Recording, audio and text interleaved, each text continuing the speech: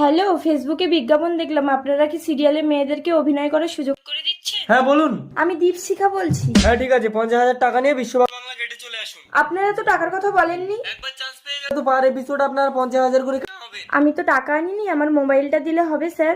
আরে চুরিওয়ালা হার মোবাইল যা দেবে সব চলবে। দাদা আপনি যান, আমি আসছি। দেখুন আমার গায়ে ব্ল্যাক টপ আছে। কোথায় আপনি? ও আচ্ছা, এই তো। হ্যাঁ চলুন, দিন মোবাইলটি দিন। যান গাড়ির ভেতরে যান। গাড়ির ভেতরে কেন? বললেন অফিস আছে। আরে এটাই আমাদের অফিস, বেশি নোংরামি করবেন না, যান। আরে কাছে এসো সোনা। কি হলো, গায়ে হাত দিচ্ছেন কেন? আরে সোনা, সিরিয়ালে চান্স পেতে গেলে আগে আমাকে চান্স দিতে হবে। এ লড়কি রুক। আমার ফোন দিন, আমি কাজ করব না। তোর ফোন কে লিয়েছে? আমি কোন সিসিটিভি আছে কি? এ ড্রাইভার, গাড়ি ভাগা।